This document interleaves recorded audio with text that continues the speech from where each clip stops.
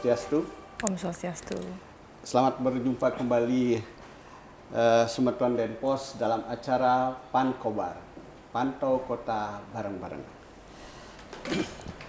Kali ini Pankobar secara khusus kedatangan tamu istimewa kami yang selama ini beliau sangat aktif ya di kalangan masyarakat untuk membina kalangan UMKM.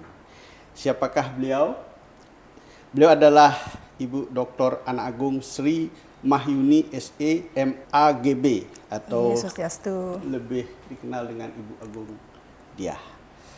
Beliau adalah ahlinya jamur ya. Nah, selama ini kita kenal dengan nama kombucha. Ya, Bu Agung ya. Selamat datang Bu Agung di studio podcast kami di Bali Pos. Punapi. Selamat datang juga. Beli kobar nyebutnya ya. Becik-becik Bu Agung. Sementara becik lancar sampai bikin Mungkin Semeton ingin tahu apa sih sebenarnya jamur kombucha itu Bu Agung?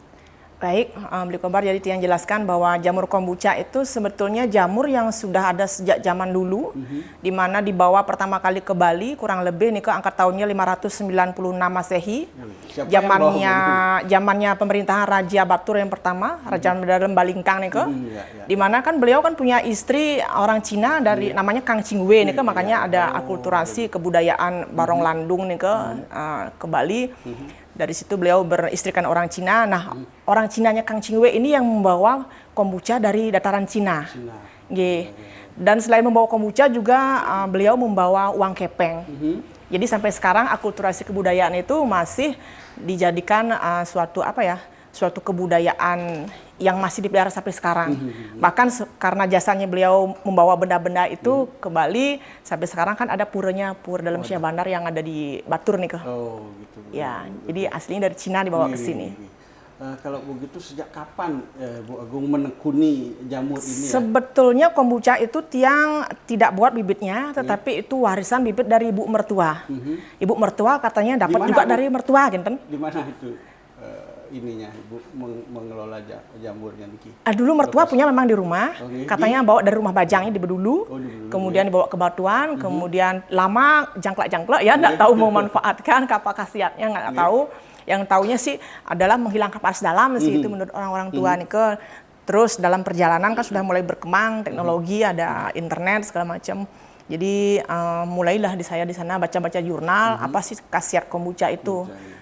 Tapi berdasarkan jurnal-jurnal yang pernah Tiang baca, di samping itu juga ada penelitian dari guru besar di Udayana tentang khasiat kombucha. Yang paling penting adalah kombucha itu bisa untuk menurunkan tensi tekanan darah ya, kemudian untuk diabetes. Nah, kalau pertanyaannya kombucha itu kan ada masih rasa sedikit manis, gimana dia istilahnya untuk dia orang diabetes kan seperti itu. Jadi kalau cara kerjanya kombucha ini makanannya adalah teh manis. Teh manis. Ya, jadi hidup di dalam media teh manis. Segala macam teh manis. Ya, segala macam teh manis. Artinya teh yang direbus isi gula kan gitu. Jadi dituangkan ke dalam skubinya, ke dalam biangnya itu. Kemudian ditutup minimal 14 hari. Jadi tidak kena udara, tidak kena cemaran, pernapasannya anaerob. Jadi dia tidak membutuhkan oksigen. Nah, setelah difermentasi minimal 14 hari barulah akan keluar khasiat-khasiatnya seperti ada asam asetat, ada asam glukoronat, kemudian juga ada zat-zat lainnya yang sangat bermanfaat bagi kesehatan. Selain untuk diabetes dan darah tinggi juga baik untuk asam urat.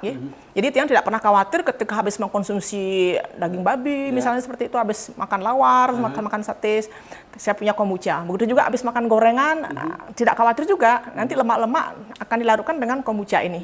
Jadi mencegah asam urat. Luar biasa ya, kalau Semeton misalnya ada sakit, terutama kalangan orang tua ya, kombucha ini bisa sebagai obat herbal. Yang boleh dibilang juga kalau selama ini kan banyak terdengar berita bahwa ada anak yang mengalami gangguan ginjal dini, kemudian anak masih muda pun diabetes. Jadi Tiang ciptakan produk-produk yang seperti ini, dia herbal tetapi ada tambahan sirupnya sedikit, ada tambahan madunya, sehingga anak muda juga bisa mengkonsumsi. Waduh. Kan biasanya makanan-makanan itu ada zat pewarna, zat kimia, zat pengawet. Nah, kalau makanan itu sampai awet 2 tahun kan pasti ada zat pengawetnya, biar indah warnanya, cantik penampilannya, laku dijual, ada zat pewarnanya biar anak-anak tertarik. Nah, dalam kurun waktu tertentu itu akan tertimbun di dalam tubuh. Nah, itu yang menyebabkan anak-anak mengalami diabetes dini atau ginjal dini. Nah, untuk membersihkan ginjal, solusinya adalah kombucha ini. Ya. Bu Agung, kami juga ingin tahu berapa lama sih proses untuk pembuatan dari jamur sehingga menjadi produk semacam ini? Kalau berdasarkan hasil riset untuk khasiat itu baru didapat minimal 14 hari fermentasi. 14 hari. Kalau sebelum itu bisa diminum bisa. Tapi khasiatnya belum optimal. Cara pembuatannya sulit nggak ya? Cara pembuatannya sangat gampang, yang penting punya skubinya atau punya bibitnya. Bibit. Dari mana dapat bibitnya, Bu? Mungkin bisa minta, bisa beli sama saya. Kalau yang istilahnya keuangan terbatas, saya kasih gratis demi kemanusiaan gitu. Luar biasa ya. Berbagi sehat ya. Luar biasa tuh. Sedikit kami juga ingin tahu manfaat selain tadi untuk pengobatan dalam, mungkin ada lagi, Bu. Kombucha ini bisa mungkin untuk produk misalnya untuk kalangan wanita mungkin ada. Kalau yang sudah pernah saya coba, bisa untuk sebagai obat anti jerawat. Jadi dioleskan di wajah, kemudian juga bisa untuk obat anti ketumbe, jadi itu dioleskan di kulit kepala. Kemudian bisa juga digunakan sebagai obat luka. Yang penting lukanya luka kena pisau mungkin sedikit jangan luka terlindas kereta api gitu ya, atau mungkin luka hati itu nggak bisa nih. Jadi kena luka goresan pisau sedikit atau kena silet, dicuci dengan air kemudian digompes sedikit, kombuchanya ditempelkan di luka nika, dia sudah mengandung antiseptik alami, jadi tidak menyebabkan infeksi. Ya, kemudian juga kalau kena luka bakar misalnya kena knalpot dikit, kedikit kalau misalnya bisa bolong nggak bisa, diolesin nika bisa. Atau misalnya pada saat kita menggoreng kena kepelukan minyak sedikit, sedikit nih porsinya bisa juga digunakan. Jadi banyak juga khasiatnya. Sekarang ini kan semacam jamur yang diolah tadi, Bu. Kira-kira berapa sih usia minuman kombucha ini bisa bertahan? Mungkin bisa tahunan atau mungkin cuma sebulan? Kalau sudah dikemas itu tergantung kemasannya. Kalau misalnya dia kena matahari, ini kalau kena matahari nanti botolnya dia akan akan semakin melebar karena ini kan ada semacam kandungan alkoholnya sedikit ya, tidak bikin mabuk.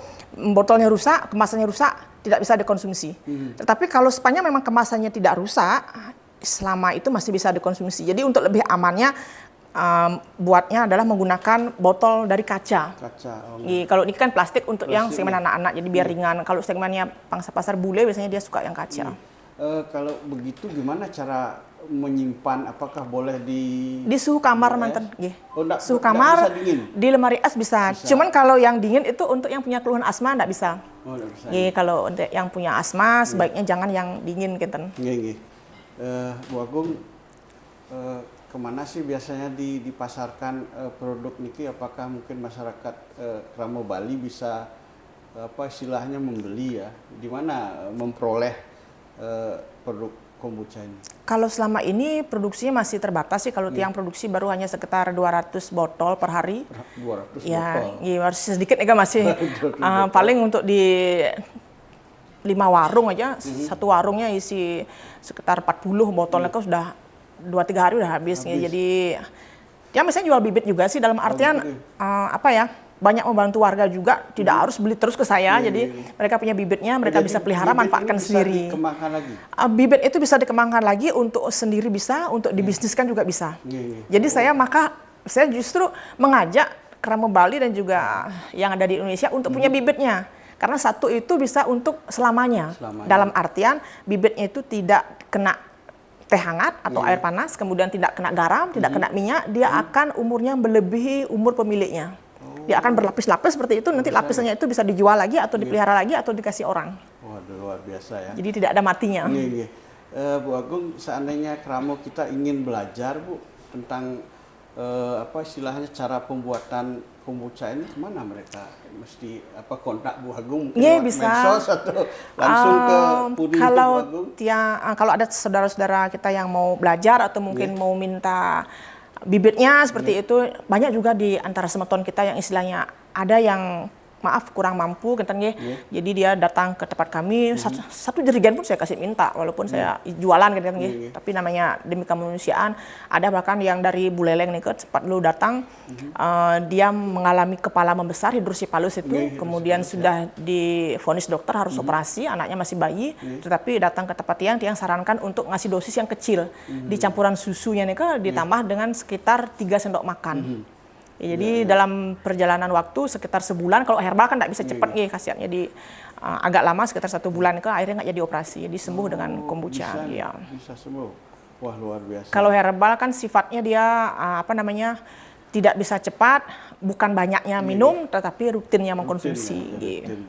Niki mungkin ada kramo kita juga yang ingin diajari Bu Agung dalam proses pembuatan jamur untuk kombucha. Mungkin Bu Agung bersedia diundang mungkin ke Satu Banjar atau ke kampus atau ke rumah tangga, mungkin bisa Bu Agung? Dengan senang hati, karena memang tujuan saya adalah menyehatkan banyak orang dengan hal yang kecil ya, walaupun saya bukan dokter, walaupun saya bukan balian gitu nih, tapi kita berbagi sehat istilahnya. Yang bersedia atau bisa kontak mungkin di nomor WA tiang atau di medsos itu, atau di medsos yang Agung Sri Mahyuni. Kalau Instagramnya Agung Dia 13.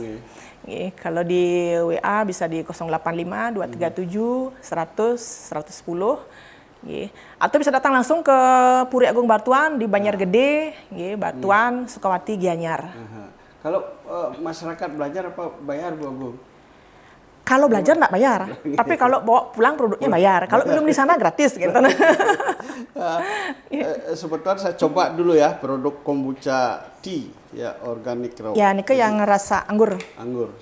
Saya coba dulu apakah rasa anggur atau mungkin rasa pisang ya. Yang jelas tidak mabuk. Agak asam sedikit ya. Ya, memang ciri khas fermentasi kan asam. Rasa manis menjadi asam. Luar biasa semeton. Jadi mudah-mudahan keramo kita di Bali juga belajar juga dari Bu Agung. Kalau di Bali belum familiar sih namanya kombucha, di daerahnya namanya teh jamur atau teh hoong gitu. Teh hoong ya. Mungkin bisa belajar nanti, silahkan kontak Bu Agung karena saya kira ini produk yang luar biasa ya dalam proses penyembuhan. Ampun, warisan Ide Betara dulu yang harus kita jaga kelestariannya. Luar biasa, saya coba sekali lagi. Rasanya mantap sekali. Ini Bu Agung, terima kasih Niki atas informasinya. Semoga keramo kita, masyarakat kita bisa belajar ya secara mandiri. Bahkan mungkin bisa membumi di Bali. Bisa dijadikan bisnis juga. Wah, luar biasa. Semeton Denpos, demikian tadi bincang kita kupas habis dalam acara Pankobar. Nanti semoga ada topik baru yang lebih menarik lagi. Terima kasih sekali lagi Bu Agung Dia. Semoga kita berjumpa lagi dalam acara berikutnya yang lebih top tentunya. Semeton Denpos, Om Santi. Om Santi, Santi, Santi Om.